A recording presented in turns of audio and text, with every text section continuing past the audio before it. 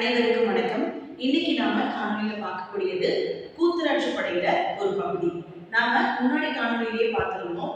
நன்னுடைய ஊர் எப்படி இருந்தது, அரண்மனை காப்பாளர்கள் எப்படி கூத்தர்களையும் விரலியர்களையும் வரவேற்பாங்க, அங்க என்னென்ன வகையான நாட்டு வளங்கள் இருந்ததுன்னு பார்த்தோம். இதுல இன்னைக்கு நன்னுடைய கொடை குணம் எப்படி இருக்கு, விரலியர்கள்லாம் எப்படி அவனை போச்சுனாங்க, அவங்க என்னென்ன இசைக்கருவிகள் கொண்டு போனாங்க, என்னெல்லாம் பாராட்டினாங்க, அவன் என்ன பரிசு பொருள் கொடுத்தான் அப்படின்றத நம்ம பார்க்க போறோம். இப்ப நன்னன்ற மன்னன் பொதுவாகவே நல்ல உயர்ந்த கொடை குணம் உடையவன். அதாவது தன்னை நாடி வரக்கூடிய புரவலர்களுக்கு, இல்லாதவர்களுக்கு, கூத்தர்களுக்கு, விரலியர்களுக்கு வாரி வாரி பொருளை கொடுக்கக்கூடியவன் சிறந்த மன்னனாக நன்னன் பார்க்கப்படுகிறான். அப்படி அவனுடைய கொடை குணம் அப்படின்னு பார்க்கும் பொழுது தன்னிடம் இருக்கக்கூடிய எல்லா வகையான பொருள்களையும் கொடுக்கக்கூடியவனா இருந்தான். அதே போல மிகவும் அன்பாக கனிவாக பேசக்கூடியவனா இருந்தான்.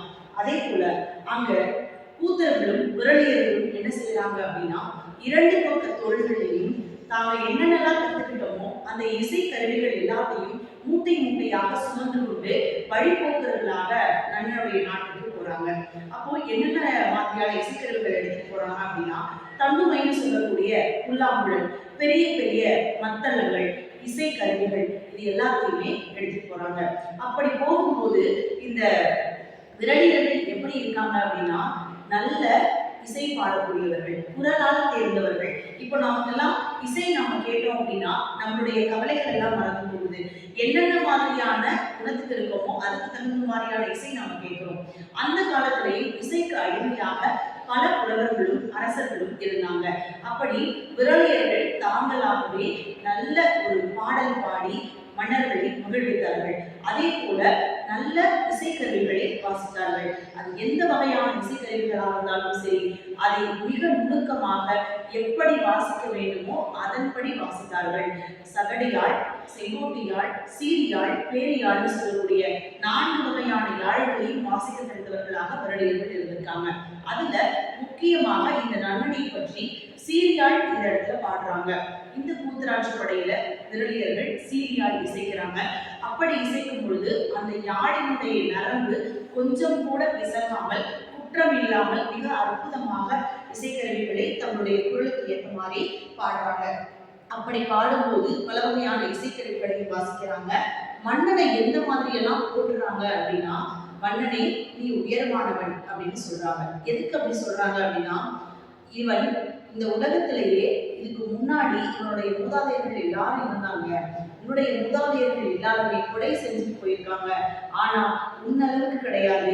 உன்னை போல கொடுக்கக்கூடிய உள்ளம் படைத்தவர்கள் யாருமே இல்லை. நீ இன்னும் என்ன செய்யணும், மேலும் மேலும் கொடுக்கதான் செய்யணும். இந்த உலகம் இருக்கிற வரைக்கும் நிலையானது எது அப்படின்னா புகழ் மட்டும்தான். அதனால இந்த உலகத்தினுடைய கடைசி நாள் இருக்கிற வரைக்கும் நாம என்ன செய்யணும் அப்படின்னா பிறருக்கு கொடுக்கணும் அப்படின்ற மிக அற்புதமான ஒரு வாழ்வியல் சிந்தனையை பதிவு செய்யறாங்க.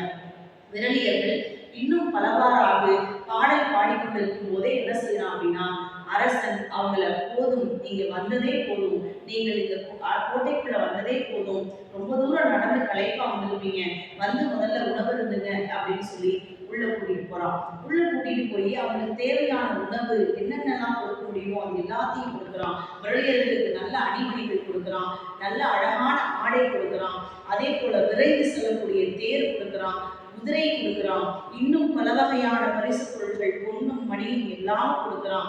அது மட்டும் இல்லாம அவன் நிலத்தில என்னென்ன விளைபொருட்கள் எல்லாமே விளையுமோ அது எல்லாத்தையுமே அவன் என்ன செய்யலாம் அப்படின்னா அந்த கூத்தர்களுக்கும் விரலியர்களுக்கும் பரிசு பொருளாக கொடுக்கலாம். இந்த ஆடை கொடுக்கும் போது பார்த்தோம் அப்படின்னா மெல்லியதான ஆடை, மிகவும் நூல் இலை கூட தெரியாத அளவுக்கு ரொம்ப நுண்மையான ஒரு வெண் நிறத்தாலான ஆடையை ஒரு பரிசு பொருளாக கொடுக்கலாம். அது மட்டும் இல்லாம அங்கேயே கிடைக்கக்கூடிய தேனை கொடுக்குறான். அங்க விளையக்கூடிய கிழங்கு வகைகளை அவன் பரிசு பொருளாக கொடுக்குறான். அது மட்டும் இல்லாம வேட்டையாடி கொண்டு வரப்பட்ட ஒரு நாய் வேட்டையாடி கொண்டு வந்த அந்த இறைச்சி, அந்த சுடு இறைச்சின்னு சொல்லுவோம் இல்லையா, அந்த நிலத்தோடு இருக்கக்கூடிய பசு இறைச்சியாக இருக்கிறதோட வெண்ணெல்லையும் சேர்த்து கரிசோறாக அவன் கொடுக்குறான்.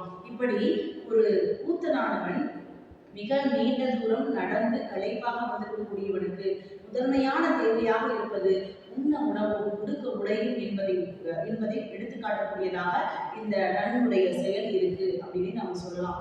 அவங்ககிட்ட இருக்கக்கூடிய மிக விலை உயர்ந்த பொருள்களையும் சரி, அதே போல மிக சாதாரணமாக அவங்களுக்கு எது முக்கியமானதோ எது அத்தியாவசியமானதோ அது எல்லாத்தையுமே கொடுக்கக்கூடிய மிகப்பெரிய ஒரு கொடை வள்ளலாகவே நன்னென்ற மன்னன் வாழ்ந்து போயிருக்கான்றத நாம கூத்தராட்சி படை வழியா தெரிஞ்சுக்க முடியுது. மீண்டும் ஒரு அடுத்த காணொலியில சந்திக்கலாம். நன்றி.